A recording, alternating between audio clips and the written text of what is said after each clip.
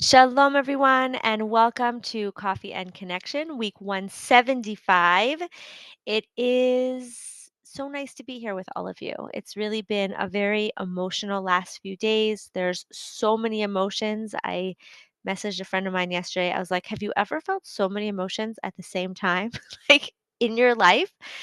It was, it is just there's just so much. There's so many emotions, and it's so nice to just be together. I was talking to a family member today about everything that's going on, and we were just talking about how we just have to keep going. We just have to, with all the emotions going on and everything that we may be feeling right now, it's so important to make sure that we are continuing, right? That we are living. It's so easy to kind of feel like we did, almost a year and a half ago of just like, let's just get like I just want to sit here, pull the cup blankets over my head and like just stare out the window and like but we need to keep moving forward in our lives and especially the work that we're doing here where we are building homes, where we are creating connection, where we are really working on the deepest reasons for why disunity happens, for reasons why disconnection happens, whether it's disconnection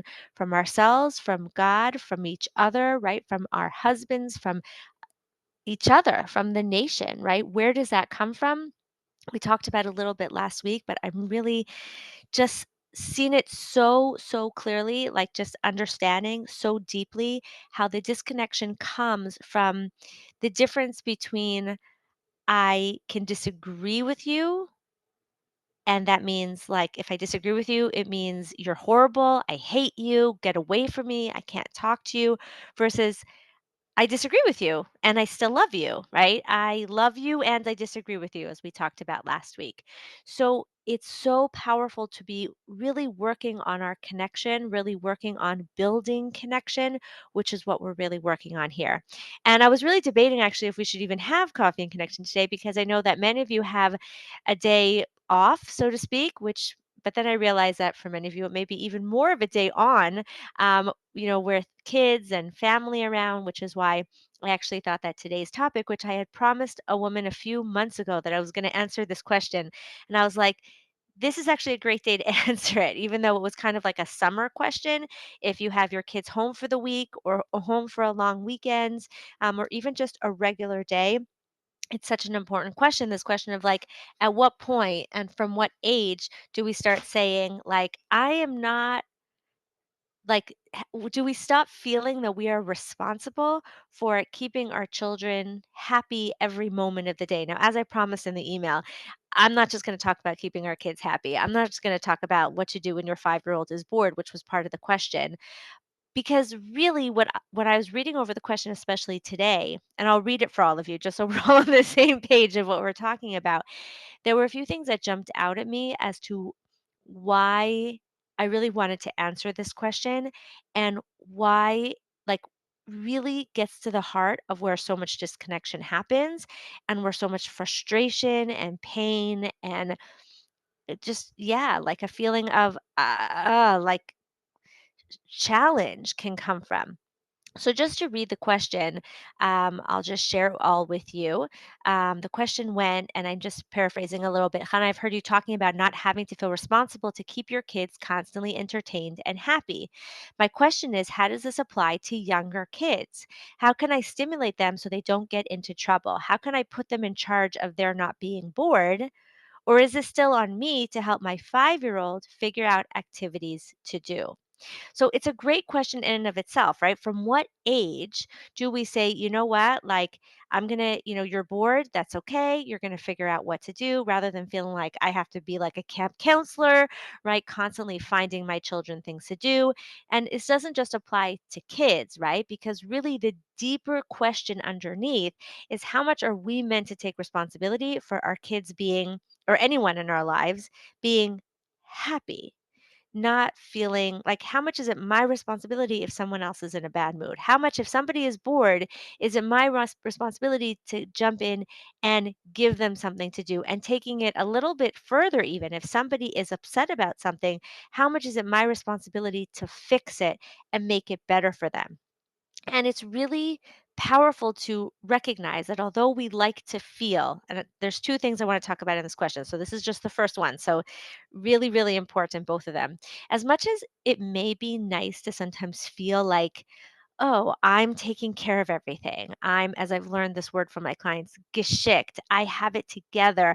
I always have something for everyone to do. I am like running around taking care of everyone, making everyone happy. Some of us really feel like a sense of accomplishment when we can feel responsible for everything, when we can, you know, like, oh, someone's upset, let me help them. You need something to do, let me give you something to do. You're bored, here's a let's play a game. Let's or I'll give you something to do. Like we're always feeling like we can take responsibility for everyone's feelings.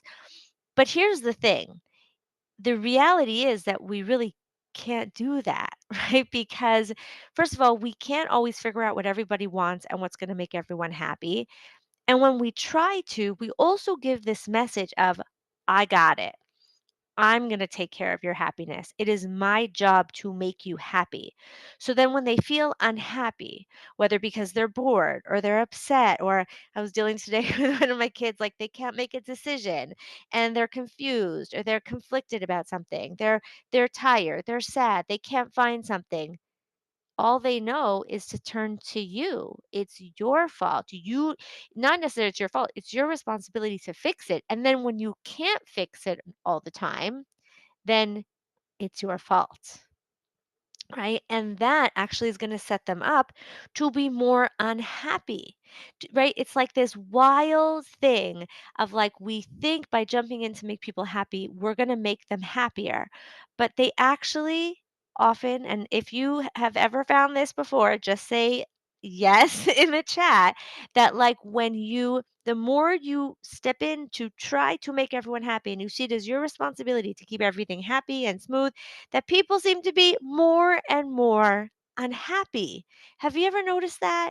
People are more and more in bad moods. They're blaming you more and more for things. You feel like, and then you feel totally frustrated because you're working so hard trying to keep everyone happy. Is this resonating with everyone? Have you felt that before? Yes, no. There's a bunch. None, maybe none of you have. Say no if you haven't, because if this isn't speaking to you, then let me know. But we want to acknowledge, it's so important to acknowledge that actually, and I'm not saying that we should therefore not care about everybody. That's always like the fear. People's, so that was very familiar. Thank you. Um, we people sometimes hear me talk about this and they're like, "Was I just supposed to like not care about people?" No, see, that would be the opposite extreme. We're not talking about going to the other extreme of like, I don't care about you. I care about you, and I also respect you and trust you, and part of respecting you and trusting you is respecting you that you can take care of your emotions. You can manage your emotions. You can figure out something to do. And the more I give you the space to do it, the more you can.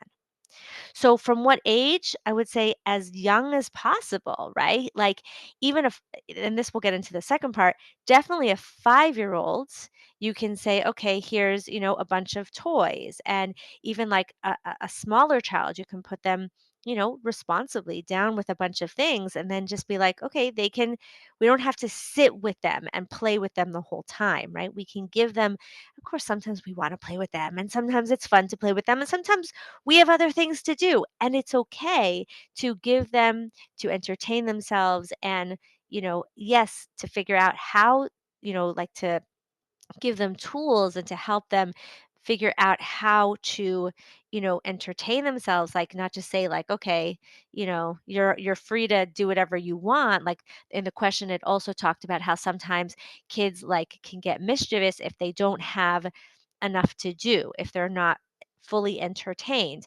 And that may be that they need a little bit more direction, or it may be the opposite. They need a little more space to like, well, what would you like to do? What could we set you up to do? Do you, rather than saying, here, play with the blocks, and they don't want to play the blocks, it could be like, well, here's a bunch of toys. What is it that you'd like to play with? Right. Or also sometimes it's giving them something that's, a little bit more structured, but still giving it for them to do, as opposed to feeling like you have to do it with them, or that, you have to fill every moment of their time, right? Um, the point where kids kind of get mischievous is usually when they're a little bit antsy and they might need actually to eat, or they might need to get a little time outside.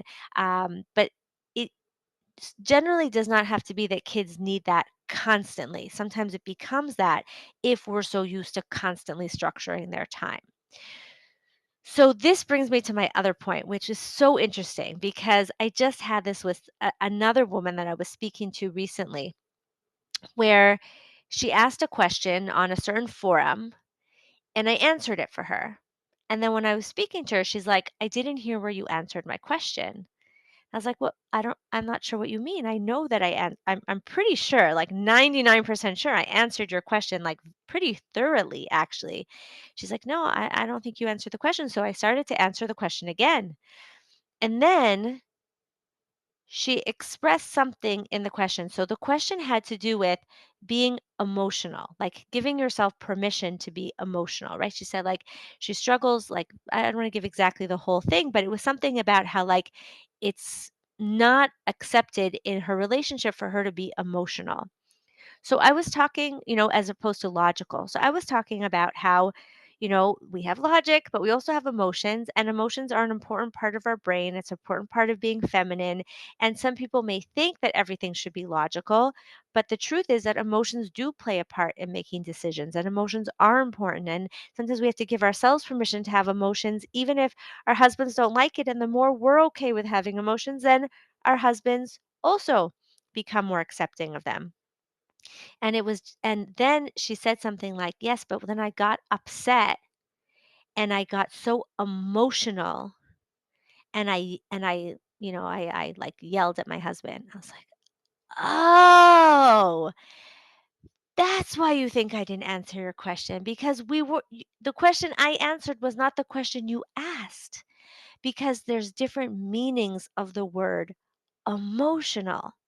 I was talking about use like coming from your emotions. And she was talking about coming from, like, being triggered and expressing yourself from a triggered place. Now, this came up for me also as I was reading this question, because as I'm reading the question, you're saying, but what about younger kids? I'm thinking in my head, how does this apply to a 2-year old, a 3-year old? And then I saw that you wrote a 5-year old. Oh, that's actually a very different answer for a 5-year-old than what I originally thought you were gonna say, which was a 2-year-old, in which case, it would be a different kind of answer, right? For a 2-year-old, I might say, okay, sometimes you have to teach them how to play, right? You actually sit with them a little and you show them how to play, and you really, like, show them the fun of sitting and playing with a toy, versus a 5-year-old, which may be more giving them space to choose the toys that they want, or to be more like communicate with them, like, what are you interested in doing, and invite them to, like, kind of start to use their, like, what do I want to play, what do I want to do. It's a different age, right? 5-year-olds, we could give more space to kind of do their own thing, as opposed to a 2-year-old. And I realize it's so important to acknowledge that different words mean different things to different people. I'm going to go even further, because it was a question that came up today with my mastery clients that was even further, like, different ways of speaking mean different things to different people. And so often the issues we're having in communication is because we're so sure that everyone understands me, and everyone uses the words the same way I use them, and I for sure understand my husband, because however he's speaking, like, however I interpret it is the only way that could possibly be true, even though the reality is that you both may be, like, figuratively or even sometimes literally not meaning the same words as you're hearing each other say. So you may be saying the word emotional and mean "rikshi," like emotions, and another person uses the word emotional, but they mean trigger, they mean upset, they mean yelling or shutting down, right? One person may use the word a young child and they mean a 2-year old, and another one means a 10-year-old, right? One person may ask a question in a way that the other person doesn't even realize it's a question. One person might use the word, um, say the phrase like, what's in this? And they mean like, this is gross. Another person might mean like, this is awesome. Like, what did you put in here? Right? There's so many examples that I could think of just off the top of my head of times where we might be having misunderstandings and frustrating experiences because we don't realize that we're actually having miscommunications, right? Sometimes I talk a lot about non communications, but there still is the reality of miscommunications. And we think we're so clear and we think that we for sure know what our husbands are trying to say or our kids or anyone else. And the reality is how much of the frustration that we're feeling is coming from a place of not actually understanding or clearly communicating what someone else is trying to say or what we're trying to say to them, right? And I'm really going to invite you to think about that. Go back and think about like an argument you had with someone recently or a moment of frustration and think about like, was I am I sure that I expressed myself clearly no matter how much I think the other person like just didn't care or didn't hear me or didn't, respond nicely? Like, did I really communicate clearly what I needed from them? Did they did I really understand what they were trying to say? Is it possible that I misunderstood them? And to think about that moving forward, right? When you have a frustrating experience with someone, when someone says something that hurts you, or when it feels like somebody doesn't care about you, or you're feeling hurt, to get curious like, is there a misunderstanding going on here? And it's actually really hard to do because we're so sure that everyone thinks and uses language and intonations and vocabulary the same way that we do. But the truth is that the same word can mean different things to different people. And that can happen all the time. The same phrase can mean different things to different people, and that can happen all the time. So you may say something to your husband as a form of love, like, "How was your day?" And he's like, "Leave me alone," right? Maybe because "How was your day?" was the way that, to him sounds like an interrogation. What were you doing? Like, can I trust you? Are you worthy?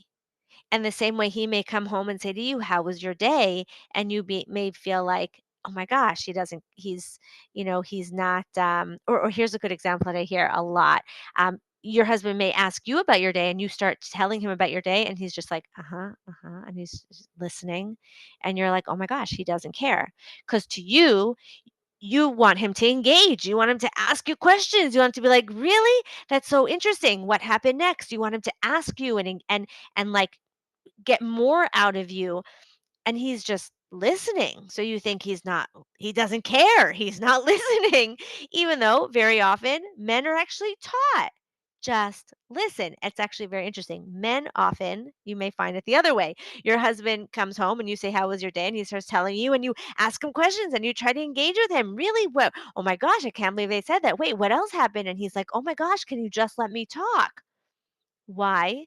Because men generally just they want to be heard and women want to be engaged with. So isn't that interesting that we do to each other what now there's exceptions of course, but this is an example. Like you may want to be asked questions and your husband thinks that he's being the most respectful, loving man by just listening. And you think that you're showing him how much you love and respect him by asking him questions and he feels totally disrespected because can you just listen? Isn't that wild? How painful that can be? And someone's saying, "Oh my OMG, totally." Yes. So the power of knowing that we are different and we have different ways of speaking is so powerful. And acknowledging that, and that's what's so powerful I find with my clients where they can give me examples of what happened and I can help them kind of recognize like where the miscommunication may have happened, what their husband might be thinking, what how they could have said something perhaps a little bit differently, to try to unpack the situation and understand it so that we don't have to live in this feeling, this experience of frustration and resentment and feeling not cared about, or having a situation where others are always looking to us saying make me happy, and we're just feeling totally overwhelmed and resentful. All of these pieces come together to make such a huge difference in the experience that we're having in our relationship. So, going back to the original question, it really depends on the child, but the important thing is to give yourself the permission and the recognition that kids are going to be kids. They're not going to always behave. They're not going to always sit nicely and play. They're not always going to be happy. Sometimes they're going to be bored. Sometimes they're going to be antsy. To give yourself like some love on that respect, to see for yourself like what kind of allows you to let go of feeling like you have to keep them constantly happy and engaged, while also giving them some tools and some, both like physical tools, like some actual toys or art or whatever it is, especially over the week if they're home, and also the emotional, like mental, logical tools of like showing them it's okay to be bored, or it's okay for them to not know what to do. It's, showing them even like how to just like create games for themselves, right? Having things for them, and giving them the space to like make peace with not having to have every moment filled is such a gift, right? It's such a gift to be able to give over that, like, it's okay to sometimes be uncertain. It's okay to not always have clearly what to do. Sometimes we live in a society where like even kids' lives are very structured, and that can then leave this feeling of like like what do you do when like you don't have anything to do, and the power of being able to be okay in the silence, be okay in like, not that we have to teach our kids to meditate, not that, I don't know how much we're meditating, but like, what is meditation? It's like being okay with just being with our thoughts, right? Being okay with like, I don't have what to do right now, and I can, without the urgency of I have to do something, we can actually get in tune with what do I want to do? What am I interested in? Right? So I hope that all of this was helpful. Lots and lots of different um, thoughts and tools just coming from one question. So thank you to the woman that sent it in. And I hope you all have a good week. May we only hear good news. May we only have Besorot Tovot and good things for all of Am Yisrael. I look forward to seeing you next week. And until then, may we all be blessed to live, love, and be loved with all our hearts. Goodbye for now.